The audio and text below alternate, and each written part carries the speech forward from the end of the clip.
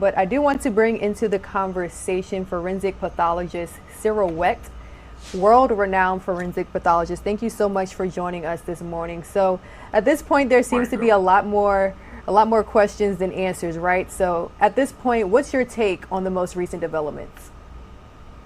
I'm not the least bit surprised.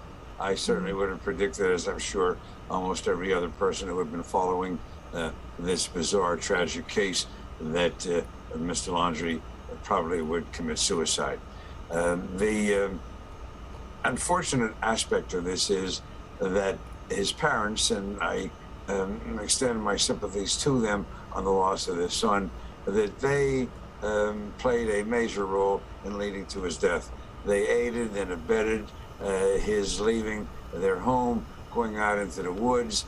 I think it's pretty obvious they supplied him with information, one of those burner phones perhaps, maybe some food, etc. If they had done the intelligent, proper thing to have brought him in to undergo some questioning by the authorities, then yes, he might have been convicted of murder. We don't know that, but he would be alive, and they would have a son whom they could see and visit, even in prison. So that's the tragedy. I'm so anxious to hear what was the cause of his death. I think it's going to be a gunshot wound. He did not hang himself. I don't think he had drugs to take. I don't know, it could have been full exposure, maybe drowning if he stumbled and fell in a weakened condition. I understand there was a lot of water there that was actually covering up a notebook and some of his paraphernalia. And I'm anxious to hear more about Gabby's strangulation. What were the anatomical pathological findings? Was she strangled? Did she have a fracture of the hyoid bone and the thyroid cartilage?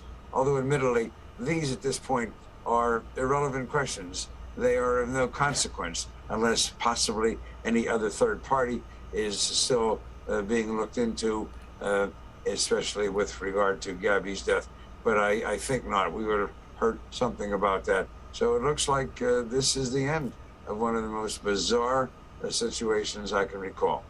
Definitely a bizarre situation. And Dr. Wecht, I do have to say that the Laundrie family attorney appeared on camera for the first time a little less than 24 hours ago, and he is insisting that the family knew nothing about this situation. Now, another interesting fact, along with the human remains, there were also personal belongings of Brian's, right? We have a backpack and, more interestingly, a notebook. What do you think about all of this? Could this offer some insight, some clues into the manner in which Brian died?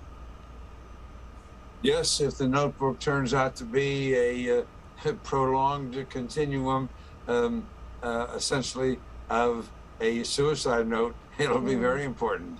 What was he writing about? I don't think he was writing about what he had to eat that day or how hot or cold it was. So what was he writing? So we'll get this information, and I think it'll be fascinating to read. Did he talk about what happened with him and Gabby? You know, going back to Gabby's situation too, that is unfortunate. The police officers saw him hitting her. They saw them in a significant physical altercation, and yet they thought they were being nice and putting him up in separate hotel rooms. Did they think that by the morning time everything would be back to normal and so on? That was a point to make sure that they were separated. Their parents, their respective parents, were called. You know, I don't mean to be a Monday morning quarterback, but there are certain things here which I just think have to be pointed out so that future investigations of a similar nature might be conducted in a more dynamic, effective, and sensitive fashion. Yeah, Dr. Wecht, I think a lot of people, millions of Americans who have watched this story unfold, they're right there along with you with that same perspective. A lot of people wondering why he wasn't named a suspect. Why was he only a person of interest? I do want to show you this video because we are getting video of investigators returning to the scene there at that nature park in Florida. What could they possibly be looking for now that we have already confirmed Brian's identification? Well, they could be looking for the instrument by which he killed himself. Maybe they're looking to see if they can find a gun. If there was a gunshot wound, maybe he shot himself and then stumbled off some, distance away. Sometimes gunshot wounds, especially to the chest, don't result in immediate collapse. So perhaps they're looking for that. Or if he stabbed himself looking for a knife. I don't know what more they could be looking for than what we've been told in the notebook and so on. We'll have to wait and see. We will have to wait and see. Yeah. And I think it's also interesting, the landscape, the terrain that the remains were found on.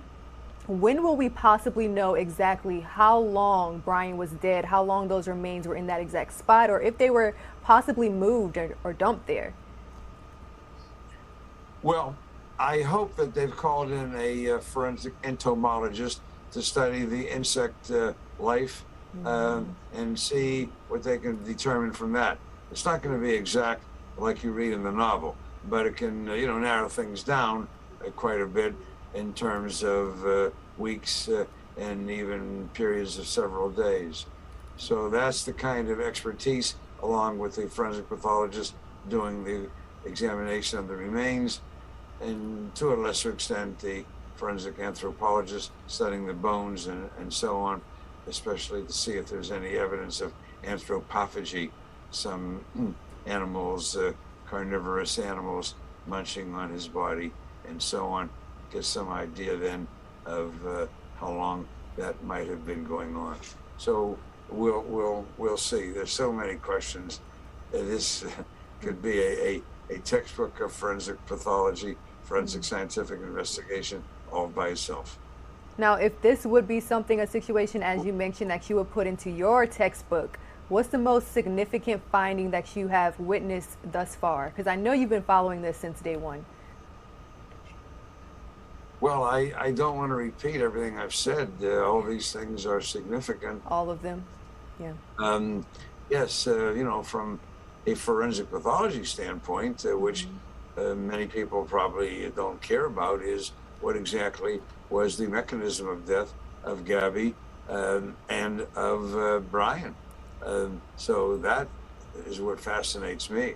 And then from a broader perspective, that which I have discussed is what kind of forensic scientific investigation was done looking for these two people in these separate independent searches, and what more could and should have been done, and would it have made a difference.